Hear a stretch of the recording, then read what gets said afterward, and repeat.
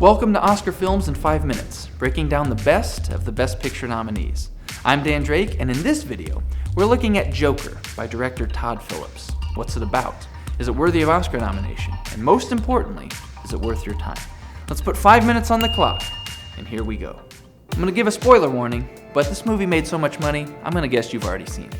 Joker is an origin story for Batman's infamous arch-villain. It centers around a troubled man named Arthur Fleck, who was abandoned and abused as a child, and then is largely ignored by society as an adult. This causes him great emotional and psychological distress, which ultimately leads him to a descent down a huge staircase into madness.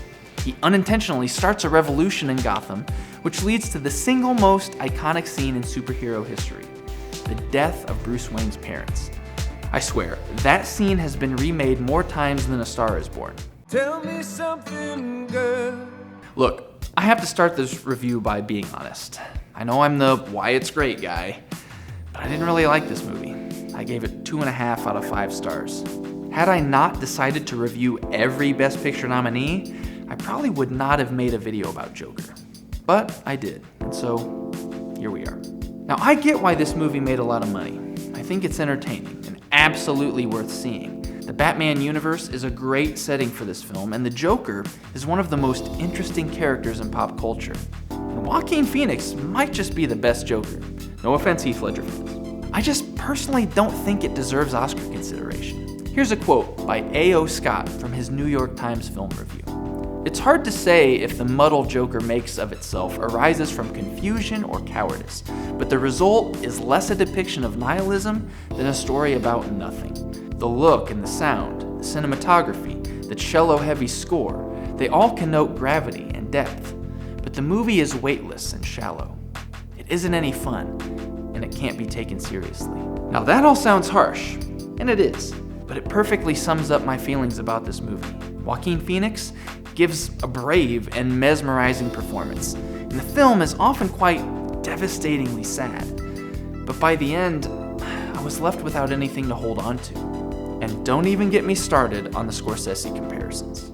What's interesting in the film Joker is that the iconic Batman origin scene is revealed to be a direct result of the chaos created by the Joker, a chaos that Joker blames on society. Which means that in a roundabout way, Joker and Batman are both born from chaos. They're cut from the same cloth. And the film even goes way out of its way to make you believe the delusions of Arthur's mother, and that Arthur and Bruce are siblings. And yet, this is nothing new. Batman and the Joker have always been understood in these terms. No matter the spin on their origin stories, both characters have always been born from darkness. The major difference between them is what they do with that darkness. Bruce Wayne decides to fight against the darkness that made him and become a symbol for good. He cares about other children like himself, and he doesn't want what happened to him to happen to anybody else. Arthur Fleck decides to become the darkness that made him, and as a result, he unwittingly becomes a symbol for evil. He couldn't care less about anything but himself, and so doing actually perpetuates what happened to him, leading to other children to become parentless, alone, and traumatized. Answering evil with evil only creates more evil. Giving into darkness only makes more darkness. If only there was someone who would, rise above all this and fight for... Oh, right. Joker's biggest problem is the same problem as the Darth Vader hallway scene in Rogue One, but for an entire movie. There, the audience find themselves cheering for an iconic character, Darth Vader, as he slices and dices innocent rebels. Rebels we had been rooting for the whole time. I mean, it undercuts the very spirit of rebellion the movie had been building by having the audience revel in Vader's power.